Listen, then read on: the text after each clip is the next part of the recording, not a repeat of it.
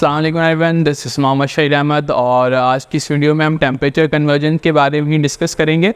हमने अपनी last video में देखा था कि हम किस तरह से सेंटीग्रेड को केल्विन में कन्वर्ट कर सकते हैं और केल्विन को सेंटीग्रेड में कन्वर्ट कर सकते हैं। तो उसी टेम्परेचर कन्वर्जन को आगे लेकर हमने एक यूनिट्स कन्वर्जन के बारे में सीखा, और वो क्या है तो किस तरह से हम सेंटीग्रेड को फ़ारेनहाइट में कन्वर्ट कर सकते हैं। आपको direct formula at the end मिल जाएगा, मगर उस फॉर्मूले पर पहुंचने से पहले हम उसके बेसिक प्रिंसिपल्स को समझ लेते हैं। अब देखिए, हमारे पास एक तरफ क्या है, सेंटीग्रेड स्केल है, एक तरफ क्या है, फ़ारेनहाइट स्केल है।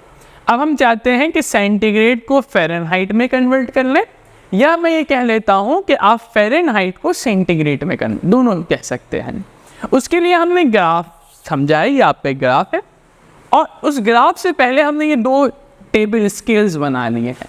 अगर आप देखेंगे तो एक लाइन के ऊपर लिखा हुआ है हमारे पास फ़ारेनहाइट स्केल, दूसरे पॉइंट पर लिखा हुआ है हमारे पास सेंटीग्रेड स्केल।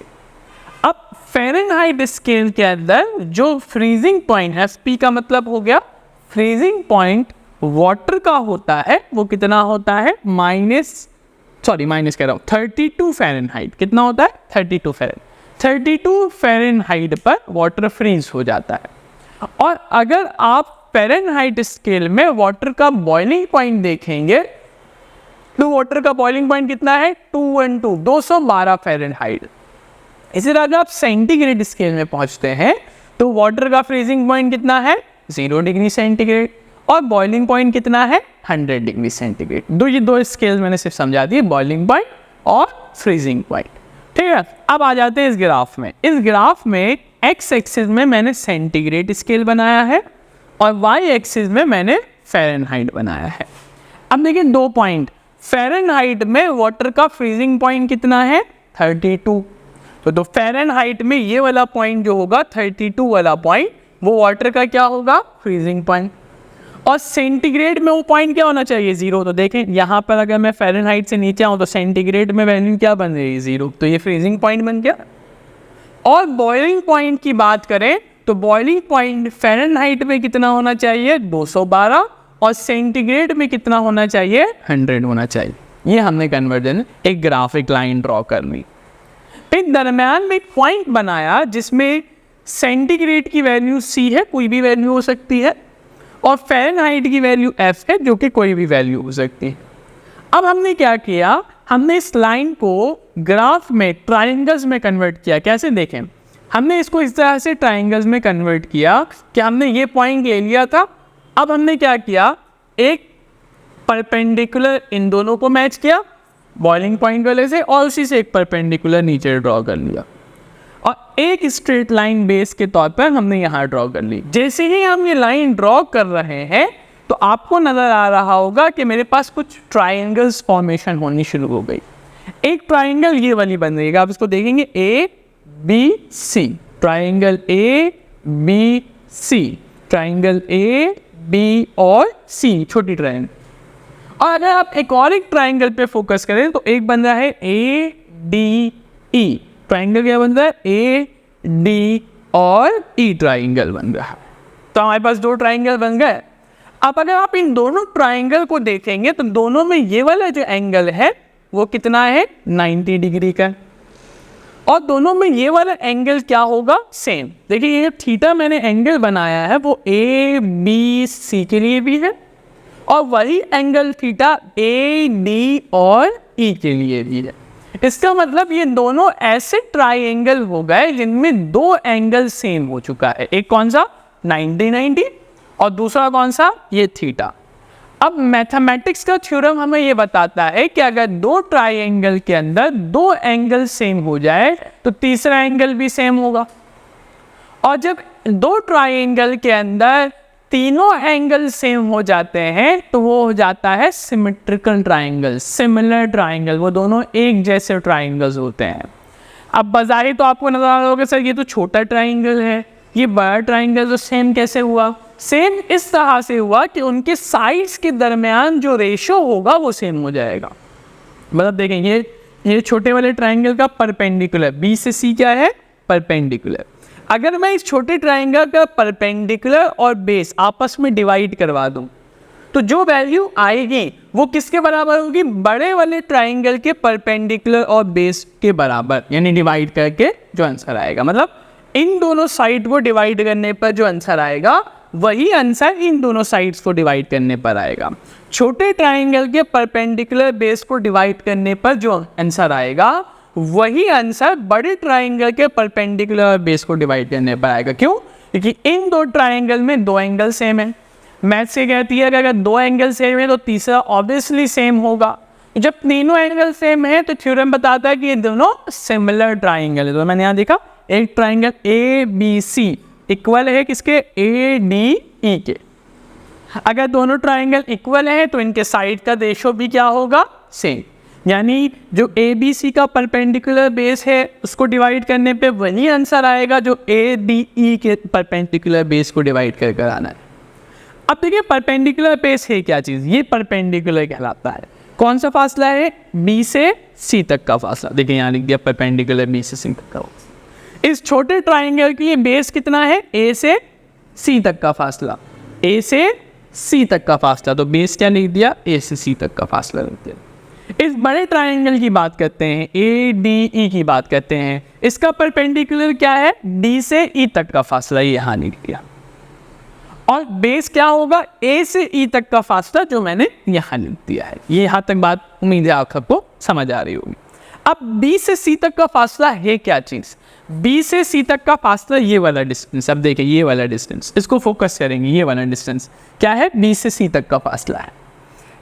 अब अगर मुझे ये डिस्टेंस चाहिए तो यहाँ से यहाँ तक तो एफ है, यहाँ से यहाँ तक तो क्या है, एफ है, और यहाँ तक कितना है, 32। अगर मैं f में से 32 माइनस कर दूँ, ये वाला फासला पूरा कितना है, f। इस ओरिजिन से, इस पॉइंट से यहाँ तक का पॉइंट, इस पॉइंट तक का फासला कितना है, f। ये कितना है, 32।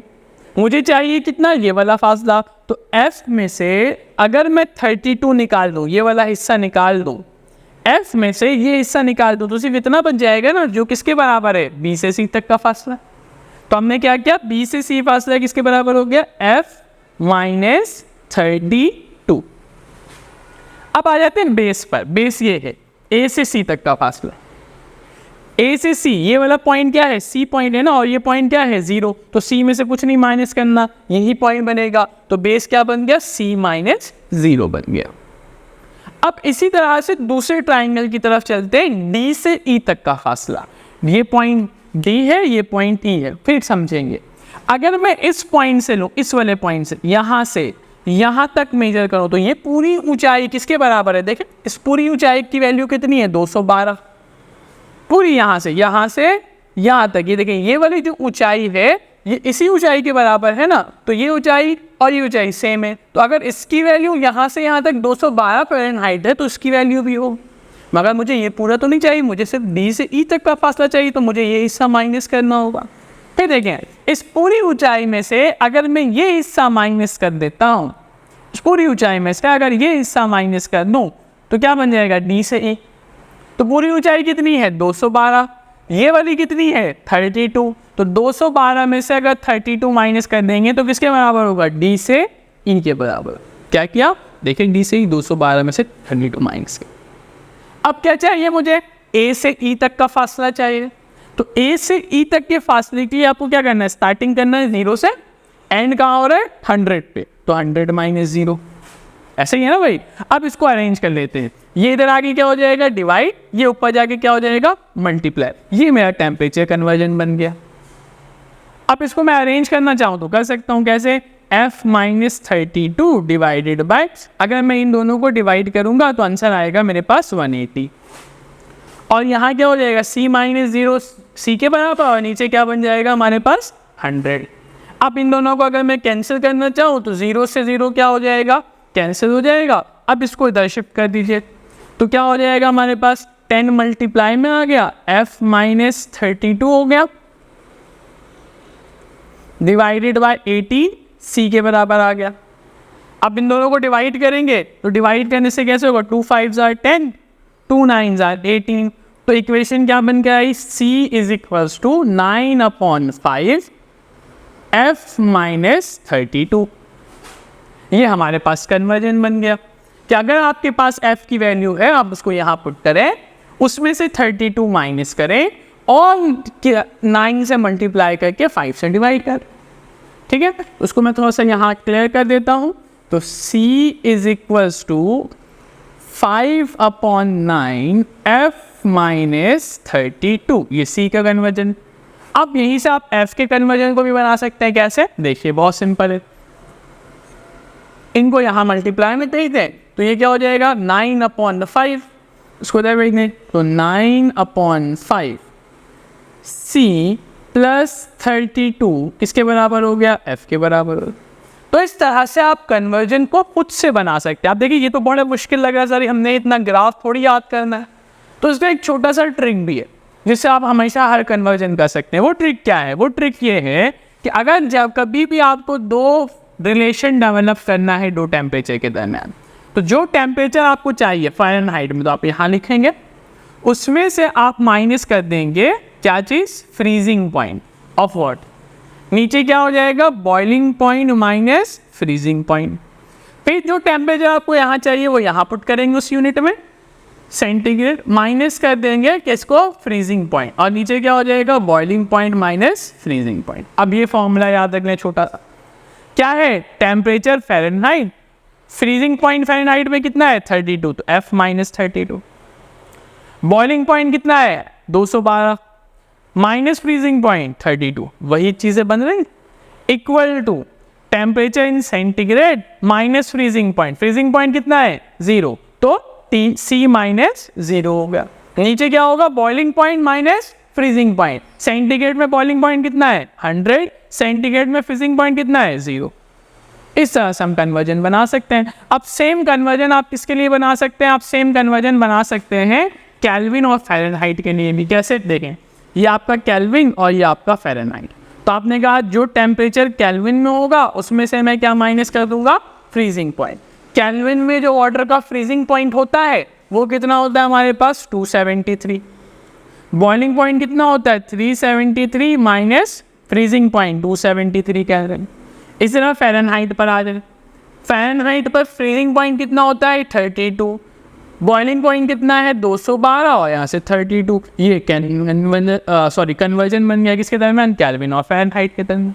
तो इसको आप इस्तेमाल करते हुए तीनों कन्वर्जन आसानी से कर सकते हैं। तो उम्मीद है ये वीडियो आपको समझ आई होगी। तो हमारे चैनल को लाइक करें, सब्सक्राइब करें, बेल आइकन को प्रेस करें ताकि आने वाली वीडियोज़ की नोटिफिकेशन आपको मिलती रहे। शुक्रिया।